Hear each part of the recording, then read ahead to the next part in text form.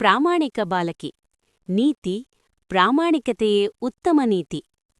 ಹಸಿರು ಹೊಲಗಳು, ತೆಂಗಿನ ಮರಗಳು ಮತ್ತು ಮಣ್ಣಿನ ಮನೆಗಳಿಂದ ಸುತ್ತುವರಿದ ಒಂದು ಸಣ್ಣ ಹಳ್ಳಿಯಲ್ಲಿ ಮೀರಾ ಎಂಬ 10 ವರ್ಷದ ಬಾಲಕಿ ವಾಸಿಸುತ್ತಿದ್ದಳು. ಆಕೆ ತನ್ನ ತಾಯಿಯ ಜೊತೆ ಹಳ್ಳಿಯ ತುದಿಯಲ್ಲಿರುವ ಒಂದು ಚಿಕ್ಕ ಮಣ್ಣಿನ ಮನೆಯಲ್ಲಿ ಬದುಕುತ್ತಿದ್ದಳು. ಮೀರಾದ ತಂದೆ ಅವಳು ಚಿಕ್ಕವಳಾಗಿದ್ದಾಗಲೇ ಅಗಲಿದ್ದರು.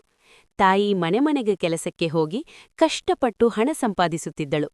ಅವರ ಜೀವನ ಸುಲಭವಾಗಿರಲಿಲ್ಲ. ಕೆಲ ದಿನಗಳಲ್ಲಿ ಊಟ ಸಾಕಾಗುತ್ತಿತ್ತು, ಕೆಲ ದಿನಗಳಲ್ಲಿ ಅನ್ನಕ್ಕೆ ಉಪ್ಪು ಮಾತ್ರ. ಆದರೂ ಮೀರಾ ಯಾವಾಗಲೂ ದೂರು ಹೇಳಲಿಲ್ಲ. ತಾಯಿಗೆ ಸಹಾಯ ಮಾಡಿ ಮನೆ ಕೆಲಸ ಮುಗಿಸಿ ಶಾಲೆಗೆ ಹೋಗುತ್ತಿದ್ದರು. ಅವಳ ಮುಖದಲ್ಲಿ ಸದಾ ಮುದ್ದಾದ ನಗು ಇತ್ತು. ಶಾಲೆಯಲ್ಲಿ ಶಿಕ್ಷಕರು ಅವಳನ್ನು ತುಂಬ ಮೆಚ್ಚುತ್ತಿದ್ದರು. ಹಣ ಕಡಿಮೆಯಿದ್ದರೂ ಮೀರಾ ಮೌಲ್ಯಗಳಲ್ಲಿ ಶ್ರೀಮಂತಳು ಎಂದು ಹೇಳುತ್ತಿದ್ದರು. ಮಳೆಯ ಸಂಜೆಯೊಂದು. ಒಂದು ದಿನ ಶಾಲೆಯಿಂದ ಮನೆಗೆ ಬರುತ್ತಿದ್ದಾಗ ಆಕಾಶದಲ್ಲಿ ಕಪ್ಪು ಮೋಡಗಳು ತುಂಬಿಕೊಂಡಿದ್ದವು. ಗಾಳಿ ಜೋರಾಗಿ ಬೀಸುತ್ತಿತ್ತು. ಮೀರಾ ಬೇಗನೆ ಮನೆ ತಲುಪಲು ನಡೆದುಕೊಂಡು ಬರುತ್ತಿದ್ದಳು. ಆ ಸಮಯದಲ್ಲಿ ದೊಡ್ಡ ಆಲದ ಮರದ ಹತ್ತಿರ ನೆಲದ ಮೇಲೆ ಏನೋ ಬಿದ್ದಿರುವುದು ಅವಳ ಗಮನಕ್ಕೆ ಬಂತು. ಅದು ಒಂದು ಕಂದು ಬಣ್ಣದ ಪರ್ಸ್. ಮೀರಾ ಸುತ್ತಮುತ್ತ ನೋಡಿದಳು. ಯಾರೂ ಕಾಣಿಸಲಿಲ್ಲ. ಅವಳು ನಿಧಾನವಾಗಿ ಅದನ್ನು ಎತ್ತಿಕೊಂಡಳು. ಪರ್ಸ್ ತುಂಬಾ ಭಾರವಾಗಿತ್ತು. ಅವಳ ಹೃದಯ ಜೋರಾಗಿ ತಡಕಾಡಿತು. ಅವಳು ಅದನ್ನು ತೆರೆದಳು.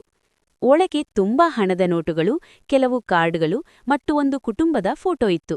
ಮೀರಾ ಇಷ್ಟು ಹಣವನ್ನು ಬದುಕಿನಲ್ಲಿ ನೋಡಿರಲಿಲ್ಲ. ಈ ಹಣದಿಂದ ನಮ್ಮ ಮನೆ ಮೇಲ್ಛಾವಣಿ ಸರಿಪಡಿಸಬಹುದು, ಅಮ್ಮಗೆ ಹೊಸ ಸೀರೆ ಕೊಳ್ಳಬಹುದು, ಶಾಲಾ ಶುಲ್ಕ ಕಟ್ಟಬಹುದು ಎಂದು ಅವಳು ಯೋಚಿಸಿತು. ಒಂದು ಕ್ಷಣ ಅವಳ ಮನಸ್ಸು ಆ ಹಣದ ಕಡೆ ಆಕರ್ಷಿತವಾಯಿತು.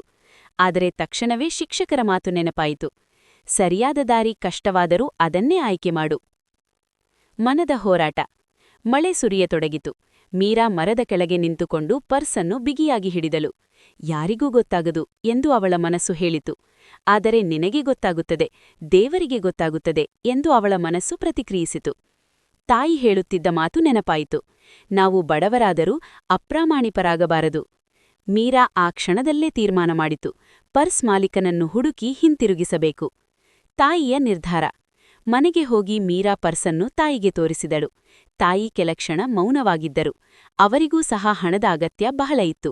ಆದರೆ ಅವರು ಮೀರಾಳ ಕಣ್ಣುಗಳಲ್ಲಿ ನೋಡಿದರು ಮತ್ತು ಸ್ಮಿತದಿಂದ ಹೇಳಿದರು, ನೀನು ಸರಿಯಾದ ಕೆಲಸ ಮಾಡಿದ್ದೀಯಾ, ಇದನ್ನು ಮಾಲೀಕನಿಗೆ ಹಿಂತಿರುಗಿಸೋಣ. ಪರ್ಸ್ ಒಳಗೆ ಇದ್ದ ಗುರುತಿನ ಚೀಟಿ ನೋಡಿದಾಗ ಅದು ಹಳ್ಳಿಯ ದೊಡ್ಡ ಮನೆ ಹೊಂದಿದ್ದ ರಾಜೇಶ್ ವರ್ಮಾ ಅವರದ್ದು ಎಂದು ತಿಳಿದುಬಂತು. ಮಳೆಯಿದ್ದರೂ ತಾಯಿ ಮಗಳು ಅವರ ಮನೆಗೆ ಹೊರಟರು. ದೊಡ್ಡ ಮನೆಯ ಮುಂದೆ. ವರ್ಮಾ ಅವರ ಮನೆ ಬಹಳ ದೊಡ್ಡದು. ಬೆಳಕುಗಳು ಹೊಳೆಯುತ್ತಿದ್ದವು. ಮನೆಯವರು ಆತಂಕದಿಂದ ಏನೋ ಹುಡುಕುತ್ತಿದ್ದರು. ಗೇಟ್ನ ಬಳಿ ಮೀರಾ ಪರ್ಸ್ ಅನ್ನು ತೋರಿಸಿ, ಇದು ನಿಮ್ಮದಾ ಎಂದು ಕೇಳಿದಳು. ರಾಜೇಶ್ ವರ್ಮಾ ಓಡುತ್ತಾ ಬಂದು ಪರ್ಸ್ ತೆರೆದರು. ಒಳಗಿನ ಹಣ ಮತ್ತು ದಾಖಲೆಗಳು ಎಲ್ಲವೂ ಇದ್ದವು. ಅವರ ಮುಖದಲ್ಲಿ ನೆಮ್ಮದಿ ತುಂಬಿತು. ಇದು ನಾಳೆ ಆಸ್ಪತ್ರೆ ಖರ್ಚಿಗೆ ಬೇಕಾಗಿತ್ತು. ನಾನು ಎಲ್ಲೆಲ್ಲೋ ಹುಡುಕಿದೆ.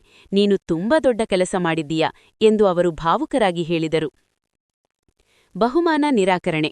ರಾಜೇಶ್ ಅವರು ಹಣದ ಕೆಲವು ನೋಟುಗಳನ್ನು ತೆಗೆದು ಮೀರಾಳಿಗೆ ಕೊಟ್ಟರು. ಇದು ನಿನಗೆ ಬಹುಮಾನ. ಆದರೆ ಮೀರಾ ನಿಧಾನ ಮಾಡಿ ಹಿಂದೆ ಸರಿದು, ಇದು ನಮ್ಮದಲ್ಲ ಸರ್ ಎಂದಳು. ತಾಯಿ ಹೆಮ್ಮೆಯಿಂದ ಮಗಳನ್ನು ನೋಡಿದರು. ರಾಜೇಶ್ ತುಂಬಾ ಪ್ರಭಾವಿತರಾದರು. ಇಂತಹ ಪ್ರಾಮಾಣಿಕ ಮಕ್ಕಳು ಅಪರೂಪ ಎಂದು ಹೇಳಿದರು. ಜೀವನ ಬದಲಾದ ಕ್ಷಣ.